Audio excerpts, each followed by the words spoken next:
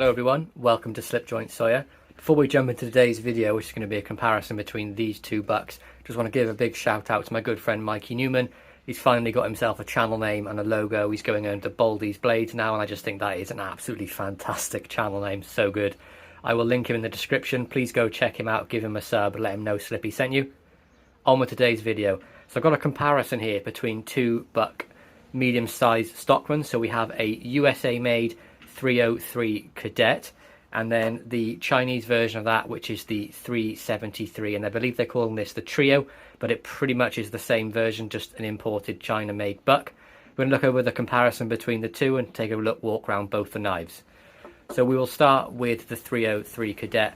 This was then made in the USA by Camillus for buck back in the 80s. You can see we have the Valox or Valox scales on here.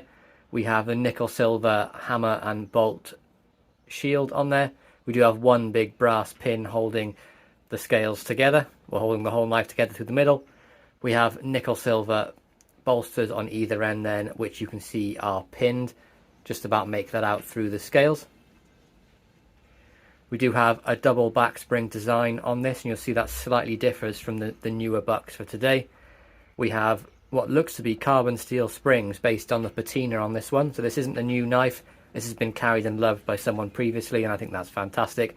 It really makes you want to use and love the knife more. You can see we have a double liner here, which helps with the spacing of the two smaller blades. And you can see then brass liners for the rest of the back of the knife. Same on the back then, that really wonderful Valox. It wears really well, and once you've carried it for a long time, you can see these ridges, they really do start to smooth out and gives it that sort of pocket worn look. Build quality then for this, absolutely fantastic. Camillus did a wonderful job for buck. They should be very proud of what they did. Can't see any gaps, can't see any stepping at all. It's all wonderfully smooth all the way along. Transitions are excellent. All you can feel is the slightly rounded off pin, but that's how it's meant to be because it does hold the scales on there as well. Gives it a bit of a pinch together. Shield, nice and flat, all very, very nicely done. Three blade design then, as you'll get with pretty much every stockman you see, very standard blade set. So we have a main style clip point blade, and this is 2.5 inches in length, so this is going to be a UK legal knife. What makes this sort of a Camillus made knife then, you will see, is we have the long pull on here and the swedging at the top, pretty much a trademark for any sort of Camillus made knife. Have a really nice buck tang stamp there with 303 and then USA underneath, and I believe this makes it a late 80s, early 90s knife. I could be wrong, I did my very best to date it, but it's quite hard without the newer sort of date stamps that buck use with the different symbols. Did give this a bit of a clean up myself, but you can see the blade has definitely been used. We've got scratches on there. I didn't change the angle on the edge, I just sort of made it sharp again. But this is one that's going to be a very nice user for me. And you'll notice the swedge is only on the front of the blade as well. Nothing on the reverse of the tang stamp. I really do love the long pull on this, so I think that's fantastic. Nice style swedge on there too. No half stop then, just a nice cam tang all the way around. Secondary blade then, we have a really nice sheep's foot. Again, I haven't seen much use this blade. You can see it looks pretty good. Just put a nice edge on there myself just to make it more of a working knife. The camera will focus for me. See the edge there. Nice nail nick on this one, and a nice traditional style sheep's foot blade.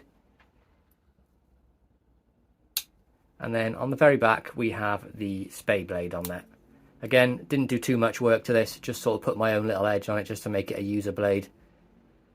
Does have a nice little point on there though, so I'm not minded so much this being a spay. You can see a little bit thinner blade stock there than the main blade. You can see the spring is a little bit more narrow. And if we compare the blade stocks, so you can see you've got, this is the stock of the clip blade, and then the stock of the spay blade, and the sheep's foot is a little bit less, probably about 2/3 amount of the main blade. Wonderful. This is what I'm carrying today, and I'm probably going to be carrying this for the next couple of days. I think it's absolutely fantastic. Now the blade steel for this, it's quite hard to determine. It's either 440A or 440C from what I can work out. I can't find a sort of a definite answer, so if anyone knows, I'd really appreciate it if you could let me know in the comments. And now we have the Chinese made, and they sort of reparcel this as the 373. They did that really for all the sort of Chinese ones. So this was the 303, and then they just added the 7 in the middle to make it 373. Same for the 301 Stockman. They made it the 371 for the Chinese made. You can see we have this wonderful laminated wood scales. We do have a nickel silver pin and 2 brass pins holding the scales on. Buck shield there, nickel silver, along with the bolsters on either edge. See, we've got the slanted bolsters too. You will notice then there's no brass liners on this, and we have 3 back springs. Now this is something Buck did to make the sheep's foot blade a much more sturdy blade, as people felt they were using this more. And they also moved it to the other end of the knife and put it in the centre. It does make it nice and sturdy. And it's the most popular blade, really, I would say, for me anyway, for using on a Stockman. You can see that there, it's right down the middle of the knife. Build quality on this, then, for the Chinese made knife is absolutely fantastic. I can't really see any gaps at all. No stepping either, it's fantastically built. Back of the knife, again, quality is fantastic. You can see then we have the spay blade. On the opposite end to it is on the American one. A much more of a spay blade looking knife with the different angles on the top here than it is on the USA made one. Not really a fan of the shape of this, but it's got a really good edge on it and it's a really sharp knife, and we do have a nice point on here as well for piercing. Clip point blade on this one then, a little bit longer than it is on the USA made knife. This is a 2.63 inch blade, and that's total blade length including the tang. You can see we've got a nice edge on there as well. A little bit of subtle swedging, nail nick on there, and you'll notice it's much more of a long sort of Turkish style clip than it is on the USA made knife. You can see the comparison of the two blades here. You can see it's definitely a little bit longer on the Chinese made one. Tang stamp on this then, you can see we have 373 and the date code there, which I believe makes this a 21, I want to say. I could be totally wrong, I'm not the best with tang stamps or remembering. On the back there, nothing on there. Nice sort of saber style grind on the blade. You can see you've got this flat portion at the top here and then this hollow grind underneath it. No half stops again, just a nice cam tang. Same for the sheep's foot blade then, we do have a hollow grind on there. Front and back, really nice edge. Quite heavy of a grind on the sheep's foot, I will say, but it's screaming sharp. And then back to the spay blade. Again, you can see a bit of a heavy grind, but it came really sharp out of the box, so I've got no complaints at all. Blade steel then for the Chinese made, they use 420 J2 steel, and a lot of people I know are not a fan of this steel, but I've had no problems really with the longevity of it. I used it on the same handle material canoe of Buck, the 389, and I got on really well with it. It's one of the knives I carry most. It's a great little knife. Overall then, the main differences we're going to notice is the older one is a 2-spring design, whereas the newer one is a 3-spring. But you'll see there isn't much difference, as this used 2 liners to space out the sheep's foot and the spay blade to stop any sort of blade rub. The newer one then has slightly different shaped blades. Of course, this was a Buck design, whereas this was made for Buck by Camillus.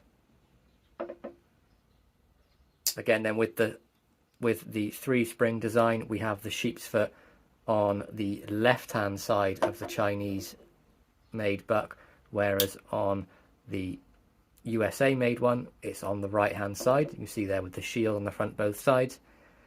Preference, I really do prefer this USA made one. It just has that sort of personal touch to it, where you know it's been made by someone by hand, and they've done an absolutely fantastic job. Blade centering on it then, is it immaculate? No, it's very close to the clip blade touching this scale, and I believe the spay blade is touching the back, but nothing major with a bit of rub. It doesn't bother me. It's not an immaculate knife anyway, it's going to be a user for me, whatever. So there we go guys, that is my sort of overview and comparison between the USA made Buck 303 Cadet and the Chinese made Buck 373 Trio or Cadet. I really hope you enjoyed this comparison. Please be sure to like, subscribe and ring that bell for notifications, and I'll catch you in the next one. Peace out.